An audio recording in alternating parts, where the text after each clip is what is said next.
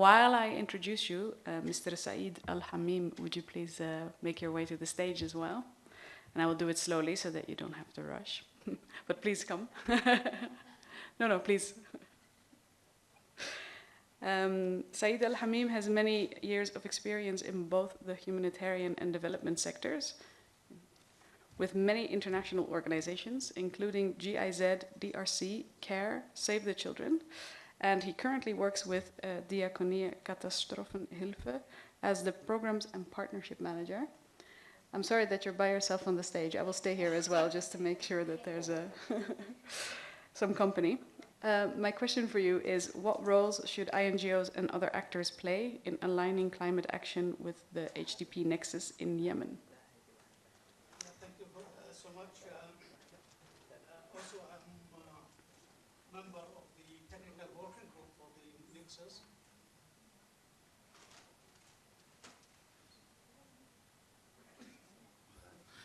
Yes,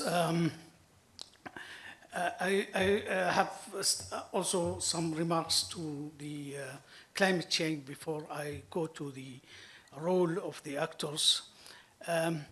Climate change is now is increasing, the impact of the climate change is increasing in the last years. And there is funds in the available for the climate change, and a lot of money there, but Yemen did not have an access to these funds because of the procedures of these funds, and still our institutions are weak to reach these funds, including also the NGOs and the government institutions. We had supported an event for our partners it's about the localization, in particular in climate change and the role of the actors, the climate change. And this was on a series of workshops and meetings, and included many partners and NGOs, international NGOs, UN, and the government institutions. Come to the role of the NGOs in the climate change mitigation. There's a lot.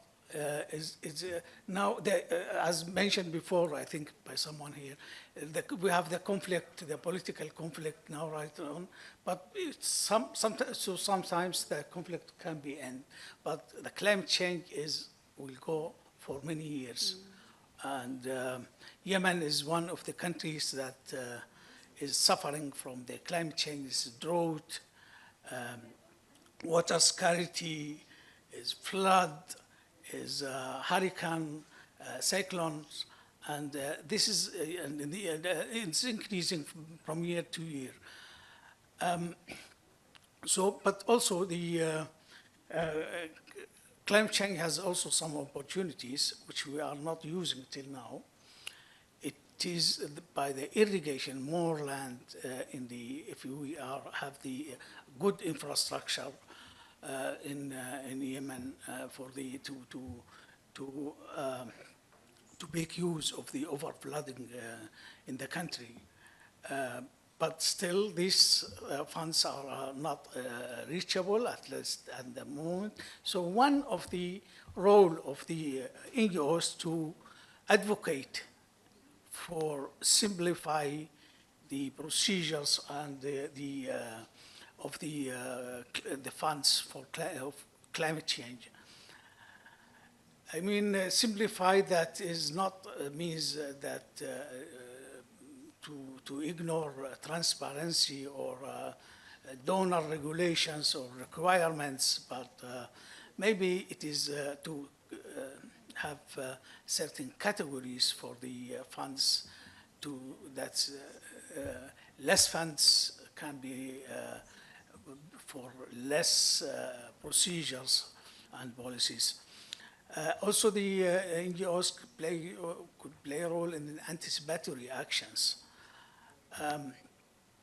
That is, and also to plan together and sharing risk and plan risk together, because we know each year is in the summer, it started in April and till June or July, that we have a flood in different areas, especially in the lower parts, in wadis, and so we can plan it together rather than it is when the flood is coming, then each one is run in his own way and do something here and do something there. But if we plan a risk, or if we analyze the risk of flood or cyclones together and plan strategically or short-term strategy, so that we can influence and we can mitigate our program, will have a better impact. Also to build the capacity of the local communities in the climate change mitigation. There are some people, or many people, that are building houses on the road, on the wadis, then they are affected, but also to build capacities how to make use of the water, and especially when it is in the upper land, you can decrease the speed of the flood by, there is traditional also ways to do that, and that's increase also grazing for the livelihood. And also the preparedness. The local authority, together with the local authorities and the communities and the NGOs, we can be prepared for this flood and flood and disasters. We have the stock, we have the anticipatory actions in place, and we have the plan. We know who will take care of what we have, to mobilize resources before the crisis, before the disaster. And these are, yes, and with this, working together will have more impact, and especially in climate change. We have very good examples also in the last years, together with our partners. They are here, and I saw some pictures were presented during this conference. And yes, you can do a lot of projects in one hand, they are where people get assistance, immediate assistance by cash for work, and you rebuild the infrastructure, you do the irrigation channels, protect the soil from erosion, and many other activities together. And the impact of, and this is the nexus, I think that this is also, it is for peace building, because always there's the rural areas, the conflict is about resources, and the flooding and the irrigation is one of the most main problems, or cause problems of the conflict. And by building or implementing joint projects for more than one communities, you are reducing the risks of the conflict. Thank you very much. Thank you. With some clear recommendations there as well, really appreciate it.